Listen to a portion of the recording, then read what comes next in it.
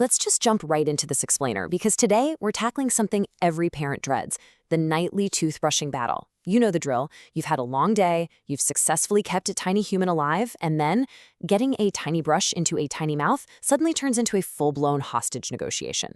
So we're going to lean on the latest research to figure out exactly why this happens and, more importantly, how we can actually fix it. So why does a simple 2-minute routine cause a nightly meltdown? Look, I really want to validate your exhaustion here because let's be real, that's the exact question you ask yourself every single night when the crying starts, right? It just doesn't seem logical. I mean, it's 2 minutes, it's just a toothbrush. But the sheer level of distress we see, well, it tells us that something much, much deeper is going on beneath the surface. And it means we need to completely flip the script on how we approach this. Just listen to this phrase, an explosion in the mouth. That actually comes directly from qualitative work with autistic kids, and it's literally the title of a recent research paper looking at their oral health experiences. It just perfectly captures the intense biological reality of what's happening, especially, but absolutely not only, for sensory-sensitive kids. For them, brushing isn't just some minor annoyance. It is a profound, overwhelming sensory event. All right, beat one, the reframe. It's time to understand sensory responses versus defiance. So we're kind of conditioned to look at brushing resistance as just bad behavior. We see a clamped shut mouth and instantly think, oh, they're being defiant or they're just being stubborn. But to actually solve this, we've got to realize we're dealing with a massive sensory and control problem that's basically just wearing a defiance costume. It's all about sensory stacking. The mouth is one of the most densely wired parts of the human body. So when you brush a child's teeth, you are stacking almost every single sensory channel all at once. Just think about the visceral reality of it for a second. You've got the physical friction of bristles scraping on sensitive gums. You've got the chemical burn of mint, expanding foam trapped in a tiny space, the sudden shock of cold water, the strong smell of the paste, someone else's hand all up in your face, and to top the whole shebang off, your head is being held completely still. It's literally a sensory flood. I mean, think about brushing your own teeth. It's completely predictable. It's controlled. You subconsciously know the exact microsecond before that brush is going to hit your gum line. Now imagine someone else doing it for you.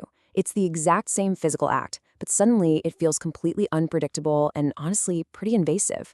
Actually, it's pretty much the only daily routine where an adult puts an object inside a child's body while simultaneously demanding they hold totally still. Imagine that sheer loss of predictability for just a minute. Okay, moving on to beat two, the toolkit. Let's look at some immediate, evidence-based steps to fix this tonight. Your very first tool here is to cut the load. Since brushing triggers that massive sensory stacking we just talked about, your goal is to deliberately dial back those inputs. How? Well, you could switch to an unflavored or non-mint paste so you completely remove that burning sensation. You can try a much softer or maybe a smaller brush. You could use way less water. Or hey, even adjust the bathroom lighting so it's not quite as harsh. The main takeaway from the literature here is to just change one variable at a time from this list and see what actually drops your kid's distress level. It's basically a process of elimination. Next up, you've got to give them predictability and an exit strategy. This restores their sense of control over their own body. So, step one, count the strokes out loud. Say something like, okay, we're going to do 10 on the top right now. Step two, agree on a simple stop signal before you start, like raising a hand. And step three, and listen, this is absolutely crucial. Honor that signal immediately. If they put their hand up, you stop right that second. Building that trust, that is exactly what lowers the panic.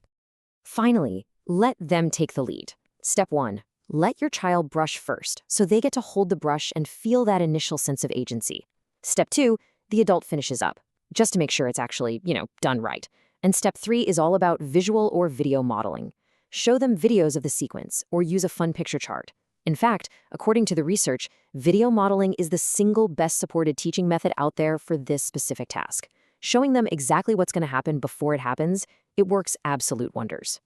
So that brings us to beat three, the trap. Why winning by force backfires. And here is a really hard truth we have to face. Winning by force turns a 2-minute task into a 2-year battle. We've all been there. You lose patience, you just want to go to bed, so you decide to pin your kid down just to get it over with. And yeah, you might successfully finish tonight's brushing, but look at the long-term cost.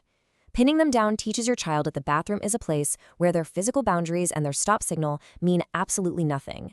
It reinforces all that fear, pretty much guaranteeing that tomorrow night's battle is going to be even harder. Knowing when to seek help. This is your safety line. Look, if you're hitting a wall and the toothbrushing is just not happening, talk to a pediatric dentist to build a desensitization plan. Please don't try to diagnose the issue yourself, and definitely don't feel like you have to just tough this out alone. Pediatric dentists see this literally all the time. A lot of them are specially trained to build step-by-step desensitization plans tailored exactly to your child to help them tolerate the routine safely and gently.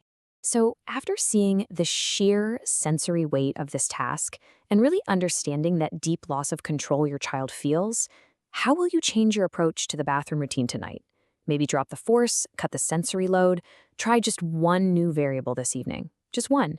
See if you can finally turn that exhausting nightly battle into a real team effort.